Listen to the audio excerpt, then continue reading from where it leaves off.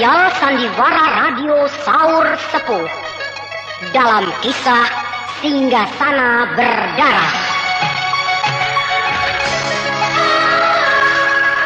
Produksi Harapana Record bekerja sama dengan Kalbe Pharma. Dipersembahkan oleh Entrostop, obat sakit perut terlengkap, khasiat rangkap, dan Rokok, obat flu yang dulu dibeli dengan resep dokter, sekarang dapat dibeli bebas di mana-mana.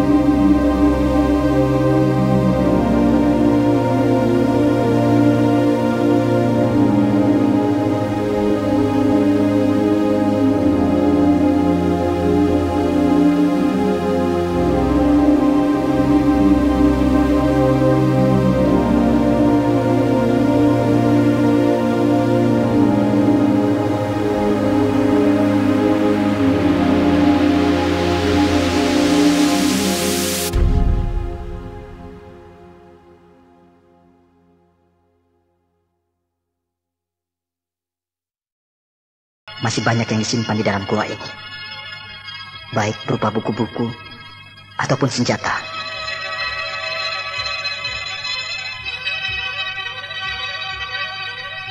Di dalam ruangan sebelah sana itulah, di pojok kanan gua, dulu waktu kecil aku pernah masuk.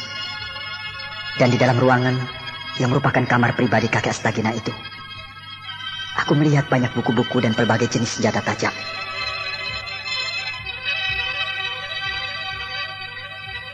Sekarang aku akan masuk ke dalam ruangan kamar pribadi guruku kakek Astagina. Bukan aku lancang dan tidak menghormati guru.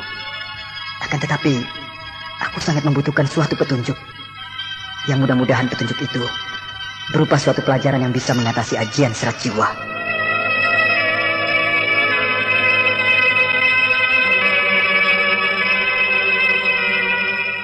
Ajian serat jiwa. Aku akui, memang suatu ilmu kedikjayaan yang sangat tinggi.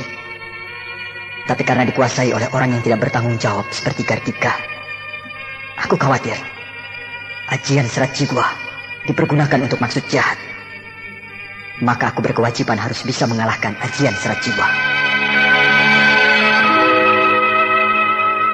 Ya, untuk bisa masuk ke dalam ruangan kamar pribadi kakek Astagina, aku harus melompati kolam lumpur bergolak yang terletak di pojok sebelah kanan gua ini.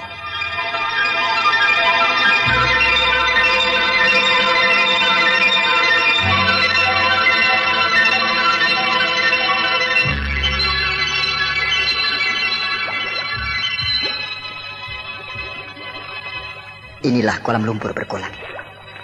Tempat kakek Astagina meramu segala jenis obat-obatan, sehingga lumpur ini mengandung daya penyembuhan yang hebat. Sehingga ketika aku luka parah, Raja Wali Raksasa memasukkan aku ke dalam kolam lumpur bergolak ini.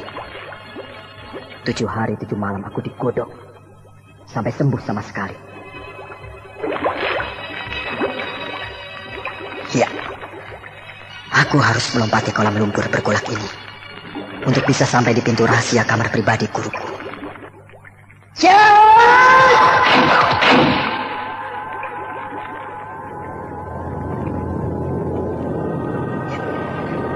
Aku sudah jauh melewati kolam lumpur bergolak. Dan sekarang aku jalan terus mendekati pintu rahasia kamar pribadi kakek Astagina.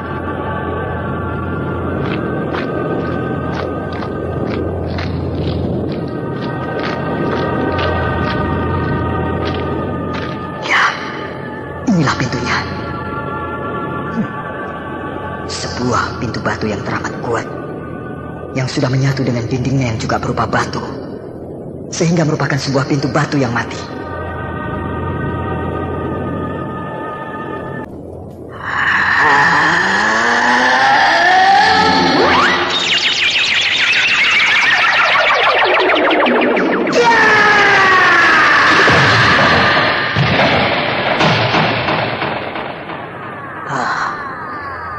Begitu telaknya tanganku yang berisi ilmu pukulan tapak seketi menggempur pintu batu itu dengan sempurna, sehingga hancur berantakan.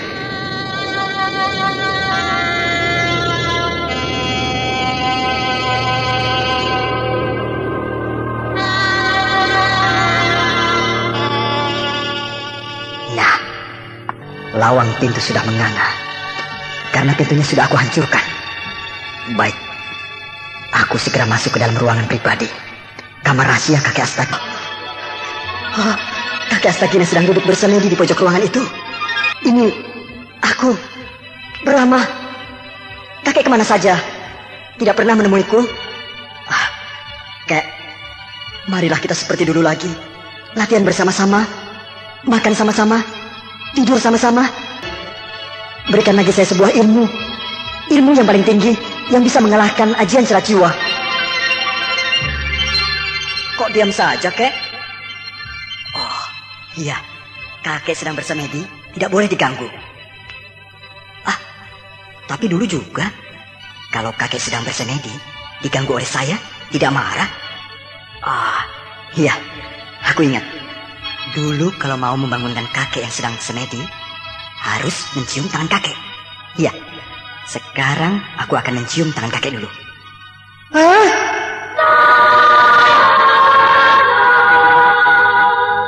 Kakek Astagina. Kenapa roboh? Apakah kakek sakit? Terguling disentuh sedikit saja? Kakek.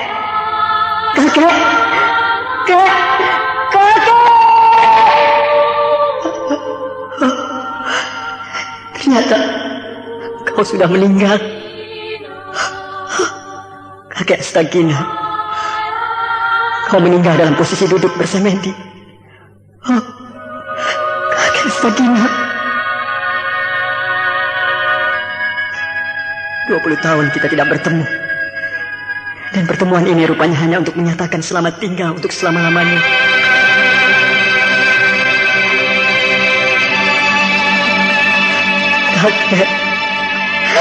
Kakek Astagina.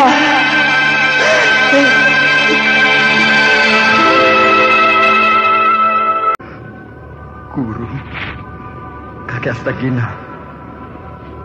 Sengaja saya menyemayamkan guru di dalam gua, di ruangan pribadi engkau ini, agar engkau dapat beristirahat dengan tenang di tempat yang kau cintai. Selamat jalan, guru.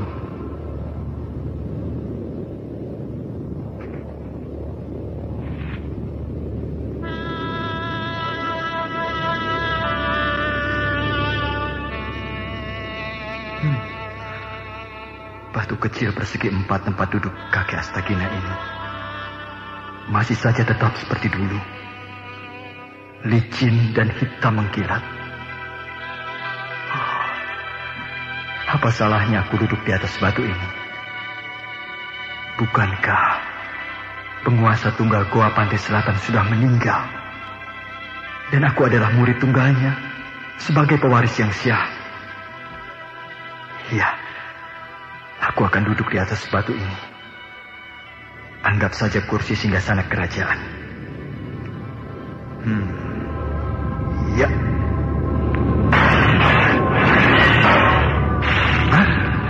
Oh, pecah.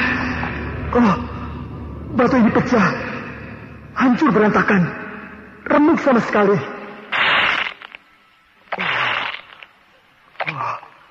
Sungguh mustahil. Batu hitam yang sangat kuat itu bisa remuk. Selama 10 tahun aku tinggal di gua ini. Batu ini setiap hari diduduki oleh kakek Astagina. Tapi kenapa sekarang aku duduki menjadi pecah? Apakah karena dimakan usia sehingga menjadi rapuh?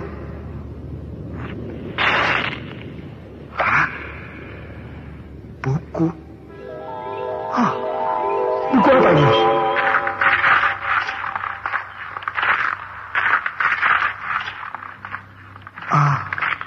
Ajian Serat Jiwa.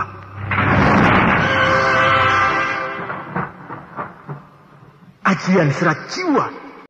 Tiba-tiba sekarang aku menemukan buku Ajian Serat Jiwa dari dalam batu tempat duduk kakek Astagina.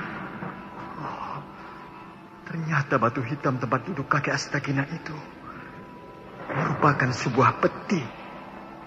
Ya, peti batu yang tipis. Sungguh menakjubkan. Bagaimana caranya membuat peti dari batu? Sama sekali tidak terlihat sambungan-sambungan, sebagaimana halnya sebuah peti dari kayu. Apa dibolongi, lalu dikeruak-keruak? Tak tahulah aku. Yang penting sekarang aku sudah memegang buku Ajian Serat Jiwa. Ya, aku harus mengaturkan terima kasih kepada guru kakek Astagina almarhum.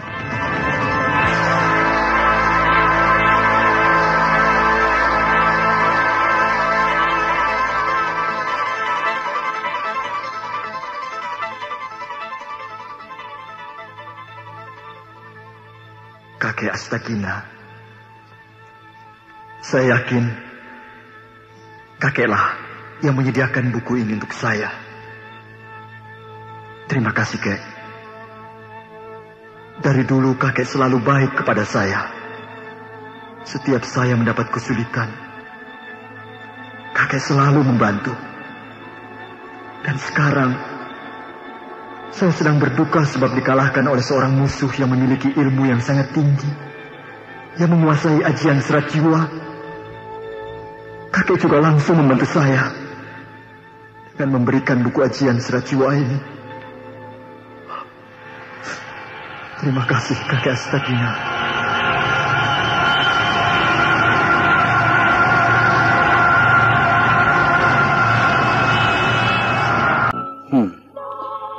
Di dalam buku Ajian Serat Jiwa ini, seluruhnya ada 10 tingkatan. Setiap tingkatan memiliki daya kekuatan yang berbeda-beda, sesuai dengan tingkatan itu sendiri. Semakin rendah tingkatannya, daya hancurnya semakin kasar. Sebaliknya, semakin tinggi tingkatannya, daya hancurnya semakin halus, tapi lebih mematikan.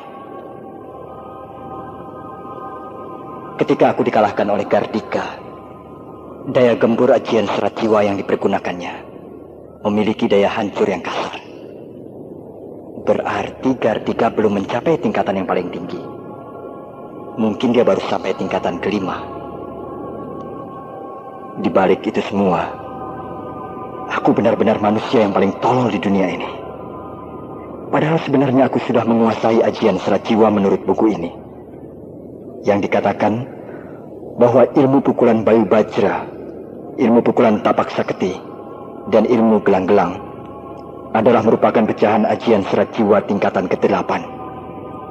Selanjutnya, bila ketiga ilmu tersebut digabungkan, dipergunakan secara bersamaan, maka akan memiliki daya hancur ajian serat jiwa tingkat ke-8. Sebab serat jiwa tingkat ke-8 adalah merupakan gabungan ketiga ilmu tersebut. Oh, betapa tololnya aku ini. Sungguh aku tidak tahu kalau kakek Astagina sebenarnya diam-diam telah mewariskan ajian serat jiwa kepadaku, meskipun secara terpisah. Sehingga aku selalu mempergunakan ketiga ilmu tersebut secara terpisah-pisah pula. Ya, baiklah. Aku akan mencoba menggabungkan ketiga ilmu tersebut menurut petunjuk buku ajian serat jiwa ini.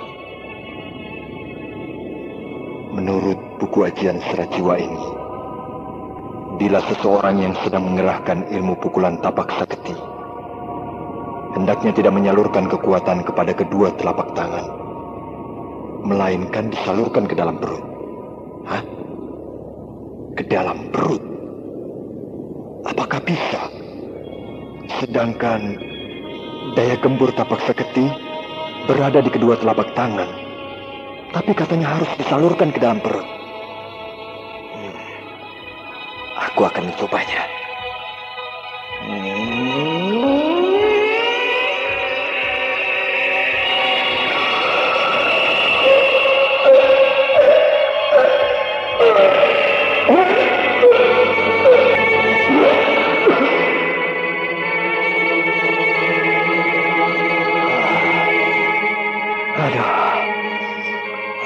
Sukar sekali. Sudah terbiasa memakai cara yang lama, mengalirkan kekuatan ke telapak tangan. Sekarang harus dirubah ke dalam perut, sampai aku terbatuk-batuk. Tapi, ya, aku harus berlatih terus-menerus. Untuk merubah satu ilmu saja, sukarnya setengah mati. Apalagi 3 ilmu sekaligus. Masa bodoh. Meskipun aku harus tinggal di sini 10 tahun, aku rela demi tercapainya cita-citaku.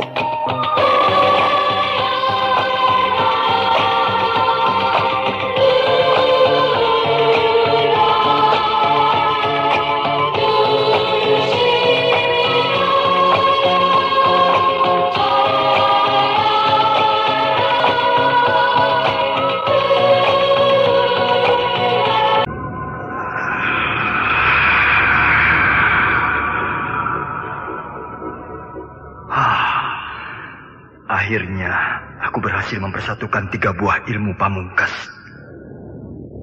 Ya, tapak sakti, bayu geni dan gelang-gelang sudah lebur menjadi satu. Berarti aku sudah sampai pada ajian serat jiwa tingkat ke-8. Tapi aku baru bisa mempersatukan atau melebur ketiga ilmu pamungkas di dalam tubuhku. Namun belum dicoba mengeluarkannya dari tubuhku untuk menjadi suatu kekuatan yang mempunyai daya gempur yang dahsyat. Ya, aku harus mencobanya.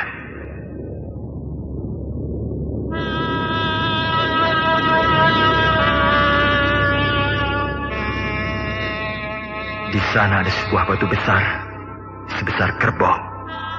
Baik, batu itu akan aku jadikan sasaranku yang pertama.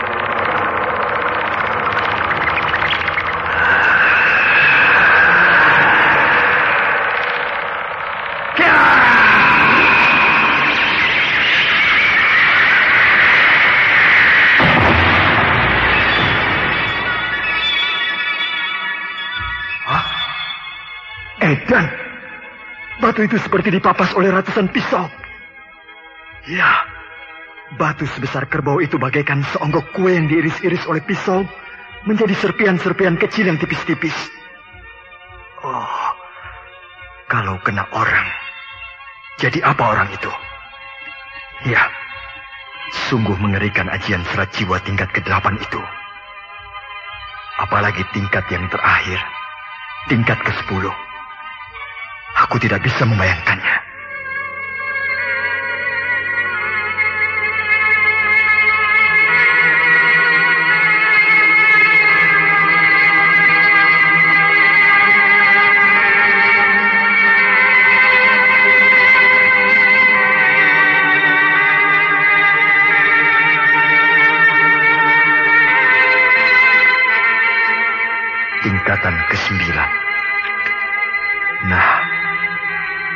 tingkat ke-9.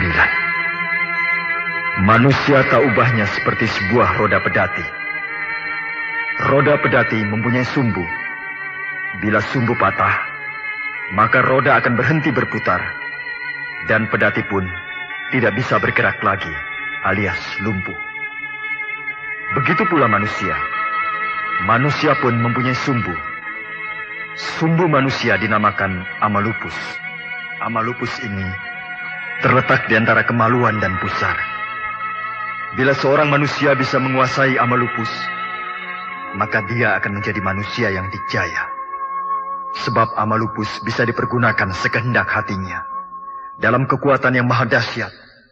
Caranya ialah merubah jalur napas. Merubah jalur napas.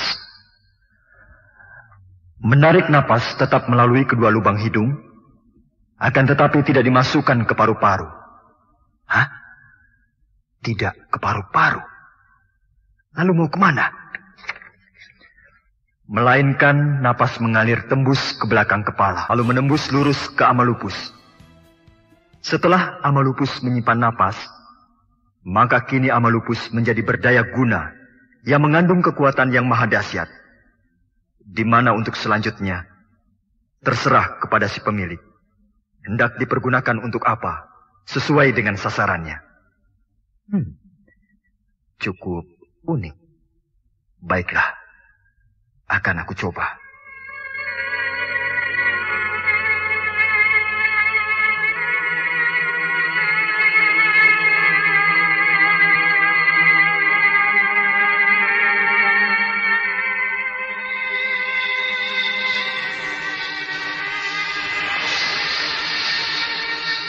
Tidak ke paru-paru, tidak ke paru-paru, tapi terus mengalir tembus ke belakang kepala, ke belakang kepala, ke belakang kepala.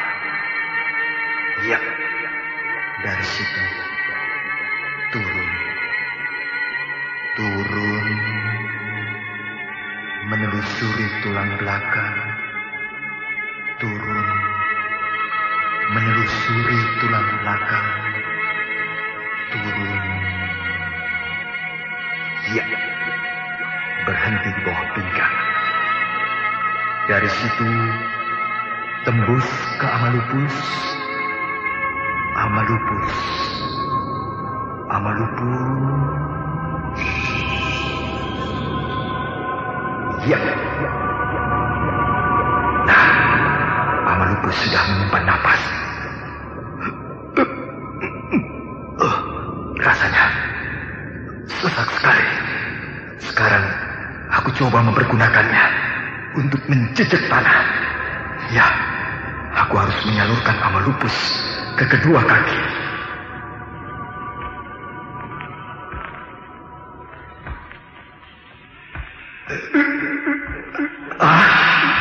Tubuhku amblas ke dalam tanah. Amblas terus. Sekarang sudah sampai dada. Ya, terus masuk ke dalam tanah. Terus.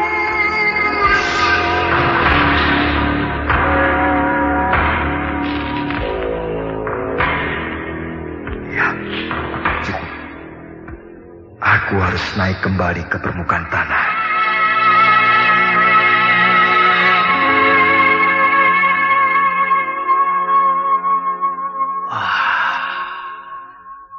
Aku sudah berada di permukaan tanah.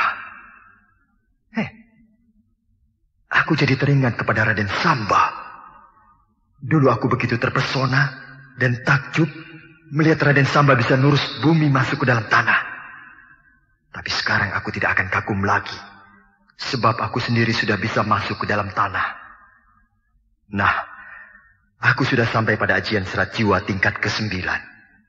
Sekarang aku akan mempelajari tingkat yang... ini dia. Ajian serat jiwa tingkat ke-10. Kekuatan tenaga manusia ada pada tulang.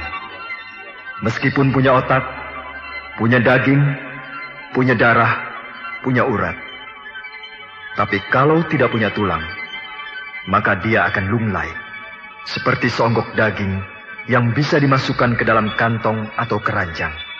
Tapi karena punya tulang, maka dia bisa berdiri, bisa duduk, bisa lari, bisa berjalan, bisa melompat, dan sebagainya. Juga menjadi punya kekuatan, bisa memukul, menendang, mendorong, mengangkat, dan sebagainya.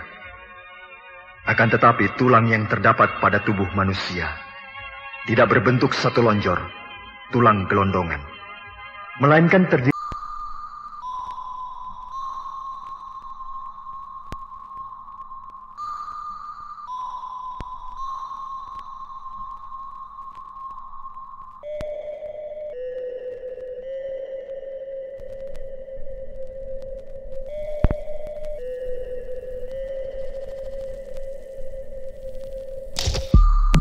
Dan sambungan tulang belulang tersebut ada 204. 204 sambungan. Jadi wujud lahiriah manusia adalah terdiri dari 204 sambungan tulang belulang. 204 sambungan. Jika seseorang bisa mencapai ke 204 sambungan tulang belulang yang ada di dalam tubuhnya, maka dia akan menjadi manusia yang unggul. Tidak akan roboh oleh segala macam serangan, dari mulai ilmu kedikjayaan tingkat paling bawah, sampai kepada tingkat yang paling tinggi. Sebaliknya pula, dia akan dapat membuat manusia lain menjadi lumpuh. Caranya, rasakan satu persatu sambungan tulang belulang yang ada di dalam tubuh. Kemudian satukan rasa tersebut pada amalupus.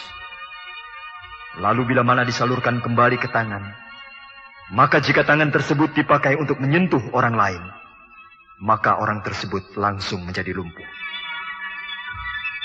Hah? Hanya dengan disentuh, orang lain bisa lumpuh? Luar biasa. Begitu dahsyatnya ajian serat jiwa tingkat ke-10 ini. Petunjuknya sebenarnya sederhana, tapi melakukannya amatlah sukarnya. Ya, aku bisa merasakan sambungan tulang yang ada di dalam tubuhku. Tapi paling cuma sambungan lutut, pinggul, tulang paha, pundak, leher, jari-jari kaki dan tangan. Hanya itu. Tapi semuanya ada 204 sambungan. Jadi yang mana saja? Ya, aku harus mencobanya.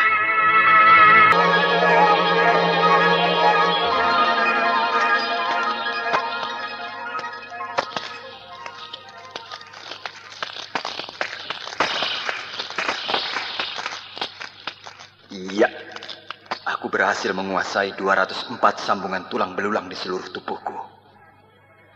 Dan sekarang aku harus menyatukan rasa dari 204 sambungan ke satu titik penyatuan pikiran dan perasaan.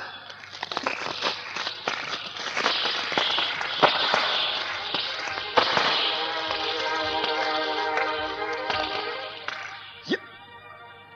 Intisari 204 sambungan tulang belulang di dalam tubuhku sudah menyatu dalam rasa. Aku sudah mencapai tingkat ke-10. Tingkatan terakhir dari ajian serat jiwa. Tak ada satu kekuatan pun yang bisa merobohkan aku. Jangankan manusia, binatang pun bila menyentuh tubuhku akan lumpuh. Akhirnya aku bisa juga menguasai ajian serat jiwa sampai tingkat ke-10. Tingkat yang terakhir.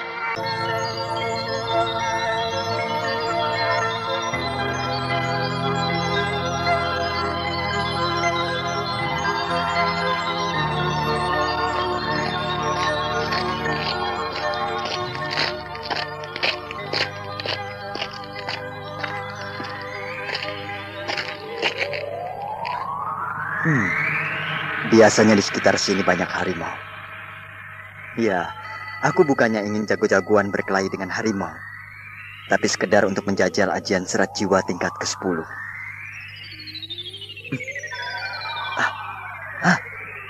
Iya, aku mencium bau harimau. Benar. Tidak salah lagi. Di sebelah sana ada harimau. Baik, aku akan ke sana. Tapi terlebih dulu aku harus mengerahkan ajian serat jiwa tingkat ke-10.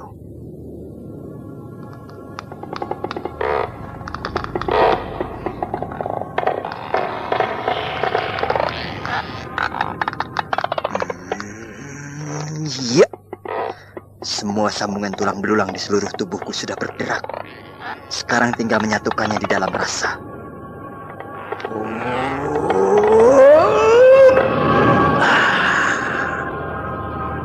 Beres. Ajian serat jiwa tingkat ke-10 sudah menyatu di dalam diriku. Sekarang aku cari harimau itu.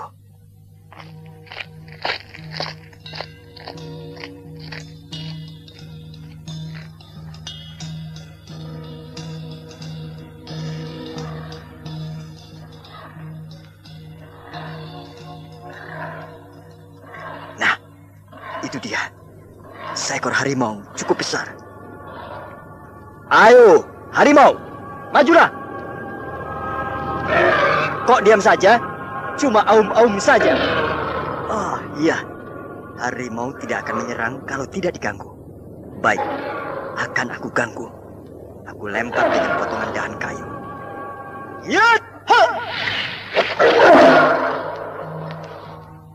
Nah, dia marah dan mau. Kalau dia menerkam, aku harus diam meskipun aku akan dilumatnya.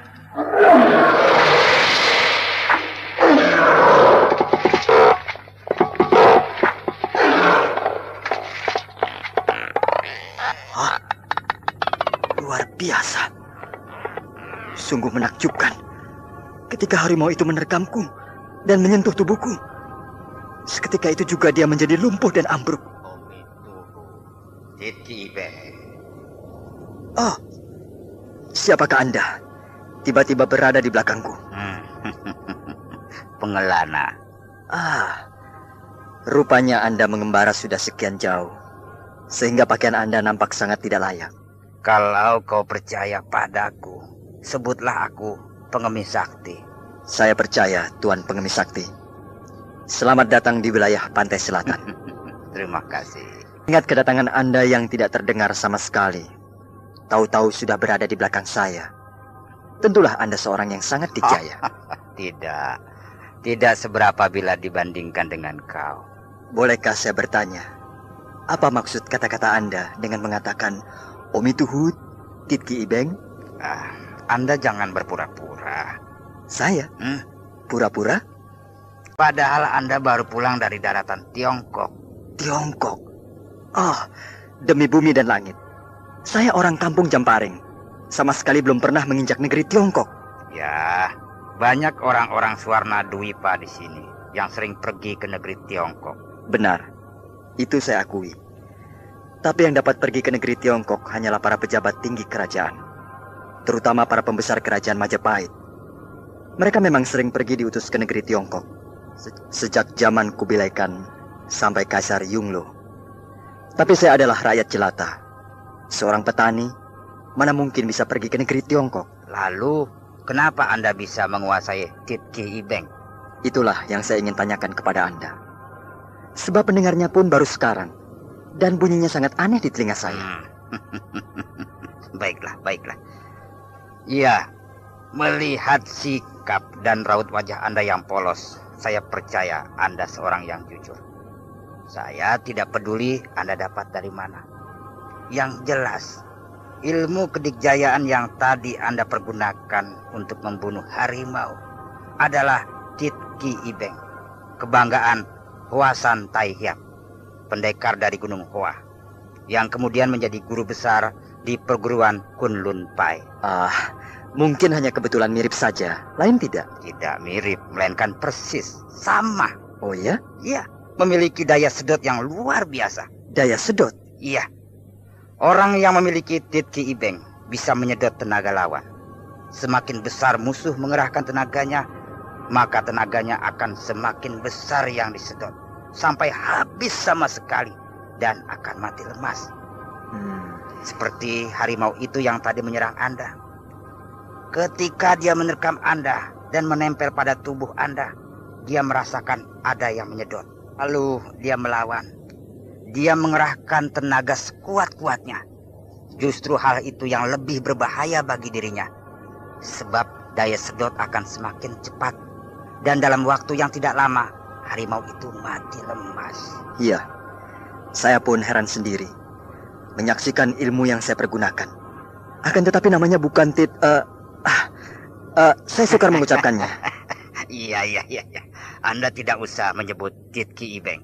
Sebab itu bahasa Tiongkok yang mungkin agak sukar mengucapkannya. Anda sebut saja ajian serat jiwa. Hah? Anda tahu ajian serat jiwa? Iya, karena saya ikut ambil bagian dalam menciptakan ajian serat jiwa itu. Siapakah Anda? Sahabat gurumu, Ki Astagina. Benarkah? Ya, kalau kau percaya, akulah si Rawon, adik seperguruan Astagina yang bergelar pendekar gila. Saya menghatur sembah Paman Guru. Ya, sudah. Ayo, bangunlah Brahma. Kau seorang raja, tidak patut menyembah seorang pengemis. Akulah seharusnya yang menyembahmu. Paman sudah tahu siapa saya sebenarnya. Ya, si Astagina gurumu memang orang gila. Ya, seorang raja. Kau juga muridnya, seorang raja. Tapi guru dan murid lebih suka jadi orang gila daripada tinggal di istana. Entahlah Paman Guru. Rasanya saya lebih bahagia begini daripada duduk di singgasana. Ya, kau sudah ketularan gila dari Astagina. Mana dia sekarang? Kakek Astagina? Iya. Sudah meninggal. Meninggal dalam bersemedi. Duduk bersila di atas batu kecil. Astagina. Kau mendahului aku. Dan saya makamkan di dalam goa. Ya. Marilah, aku harus berdoa di atas makamnya. Baik Paman Guru.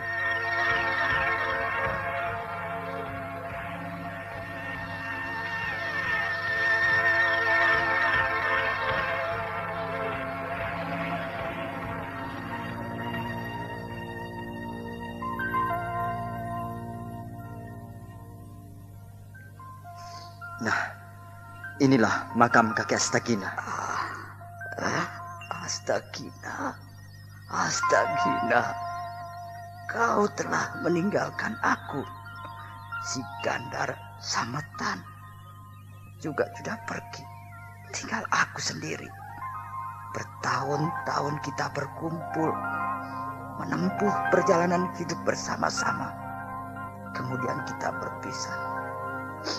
Tapi percayalah, aku akan menyusulmu untuk kita berkumpul kembali. Brahma. Iya Paman Guru. Kau mempelajari ajian serat jiwa dari Astagina atau dari buku? Dari buku Paman Guru. Sebab ketika saya datang kembali ke gua ini, kakek Astagina sudah meninggal. Ya, mana bukunya? Ini Paman Guru. Ya, simpanlah dua-duanya. Dua? Iya. Ini satu lagi. Paman Guru juga memiliki buku ajian serat jiwa. Masih ada satu lagi. Masih ada? Iya. Yang berada di tangan Jaka Lumayung. Jaka Lumayung. Siapakah dia Paman Guru? Anaknya si Arya Gandar Sametan. Yang menciptakan ajian serat jiwa adalah 3 orang. Gurumu Astagina, lalu aku dan Arya Gandar Sametan. Kami adalah 3 orang gila, saudara satu perguruan. Selalu merasa tidak puas dengan apa yang telah didapat. Ya, lalu kami memutuskan untuk pergi ke negeri Tiongkok guna mencari ilmu yang baru. Di negeri Tiongkok terdapat beribu-ribu macam ilmu kedikjayaan. Tapi yang paling istimewa menurut pendapat kami ialah ilmu sedot yang dimiliki oleh seorang pendekar dari Gunung Hua yang bernama Ong Beng Lan. ilmu sedot tersebut namanya Titki Ibeng. Dia seorang pendekar yang budiman dan rendah hati. Sehingga ketika kami bertiga mohon menjadi muridnya, dia menerima dengan tangan terbuka. Ya, bertahun-tahun kami bertiga mempelajari Titki Ibeng, namun tidak berhasil. Tidak berhasil? Iya, ilmu itu terlalu sukar bagi kami. Entah karena umur kami yang sudah mulai tua, atau karena sudah terlalu banyak ilmu kedikjayaan yang ada di dalam diri kami. Yang jelas, kemudian kami pulang kembali ke sini. Ya, meskipun kami gagal, tapi kami ingat semua apa yang diajarkan oleh Ong Beng Lan. Kami lalu menulis sebuah buku yang isinya menguraikan semua ilmu kedikjayaan yang kami kuasai. Ditutup oleh Titki Ibeng. Lalu kami rangkum menjadi satu dengan nama Ajian Serat Jiwa. Iya. Dan Titki Ibeng kami tempatkan di tingkat ke-10 sebagai tingkatan terakhir, sebagai penutup dari semua rangkaian Ajian Serat Jiwa. Sungguh merupakan sebuah karya yang mengagumkan. Ya, dan setelah itu kami berpencar. Astagina tetap di sini. Aku sendiri pergi ke kerajaan Japura, dan Gandar Sametan pergi ke kerajaan Tanjung Singguruh. Apakah Paman Guru mengangkat murid? Ya, muridku banyak, Brahma. Oh ya? Tapi semuanya ya mengecewakan aku. Kenapa?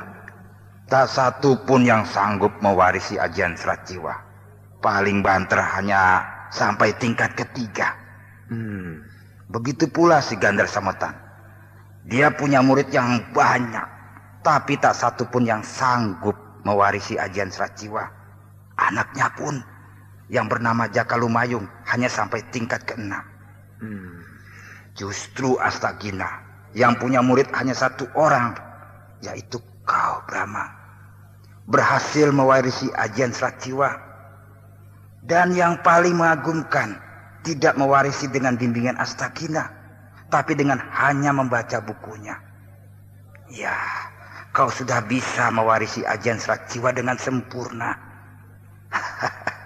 Tentulah Astagina akan bangga dan menjadi tenang di alam baka. Paman Guru terlalu memuji. Keuntungan saya ialah bahwa saya secara tidak sadar sebenarnya telah menguasai Ajian Serat Jiwa tingkat dasar, sehingga tidak menemui kesulitan ketika harus mempelajari tahap-tahap terakhir. Ya, itu adalah anugerah Dewata, Brahma. Benar, Paman Guru. Nah, Brahma, simpanlah 2 buah buku Ajian Serat Jiwa itu. Dan kalau bisa, ambil juga buku Ajian Serat Jiwa yang satu lagi, yang sekarang dipegang oleh Jaka Lumayung. Kenapa harus saya ambil, Paman Guru? Aku tidak percaya pada Jaka Lumayung. Sifatnya yang sinting dan urak-urakan memang seperti sifat ayahnya, yang juga merupakan ciri utama dari persatuan kami bertiga. Tapi Jaka Lumayung kelihatannya kurang arif dan tidak bijaksana, sehingga aku khawatir buku Ajian Serat Jiwa akan jatuh ke tangan orang yang tidak berhak. Ya, katakanlah orang jahat dari golongan hitam. Sebab akan menjadi ancaman yang berbahaya kelak di kemudian hari. Ngerti? Paman Guru, saya pernah bertarung dengan seorang yang mempergunakan Ajian Serat Jiwa.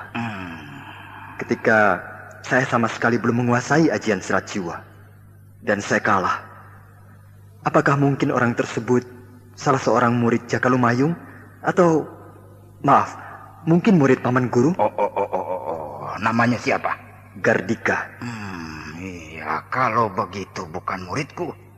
Sebab muridku tidak ada yang bernama Gardika. Jadi dia pasti muridnya Jaka Lumayung. Dari mana jalannya Gardika bisa menjadi murid Jaka Lumayung? Memangnya Gardika itu orang mana? Orang Kuntala. Oh, iya. Musuh bebuyutan saya. Iya. Itulah salah satu kelemahan Jaka Lumayung. Dia menerima murid dari mana saja tanpa dipilih dengan ketat. Baiklah, Paman Guru. Nanti saya akan menghadap kepada Jagalumayu. Iya, bagus. Sekarang sudah terjawab pertanyaan yang selama ini mengusik hati saya. Pertanyaan itu. Kakek Astagina lenyap begitu saja, tanpa kabar berita. Berpuluh-puluh tahun tidak muncul. Ternyata beliau pergi ke negeri Tiongkok. Setelah menggembleng saya selama 20 tahun, beliau lalu pamit. Saya mengantarkannya sampai di pesisir pantai. Dan hanya menaiki sebuah perahu layar yang kecil, beliau pergi mengarungi laut selatan.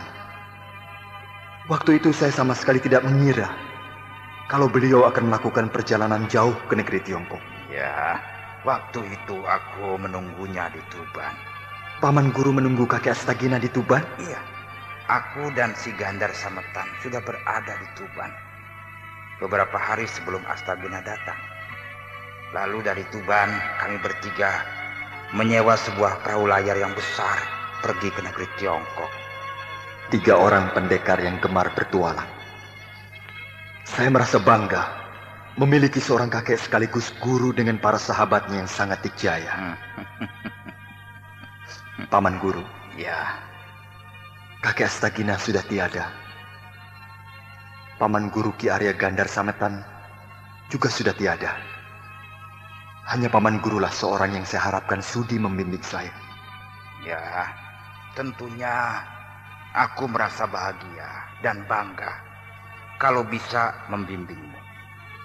Tapi ada beberapa hal yang aku tidak perlu membimbingnya. Apakah itu, Paman Guru? 1, ilmu kedikjayaanmu terlalu tinggi. Jauh lebih tinggi dari aku. Sebab hanya satu-satunya orang yang sanggup menguasai ajian serat jiwa sampai tingkat ke-10 hanyalah kau. Nah, 2, aku punya kesibukan sendiri. Jelek-jelek aku punya padepokan. Ya, yang tentunya harus aku urus. Jadi kita harus berpisah. Sudahlah. Kenapa harus sedih? Kau sewaktu-waktu bisa datang ke Japura dan menemui aku, kan? Iya, benar Paman Guru. Nah, aku akan kembali ke Japura. Dan kau jangan pergi kemana-mana sebelum Harnum dan Pramita datang. Hah? Harnum dan Pramita? Iya, mereka sedang mencari kau ke sini. Kenapa mereka ke sini? Kau bisa menanyakannya sendiri pada mereka. Mengapa mereka sampai mencari kau ke wilayah pantai selatan ini? Iya, Paman Guru.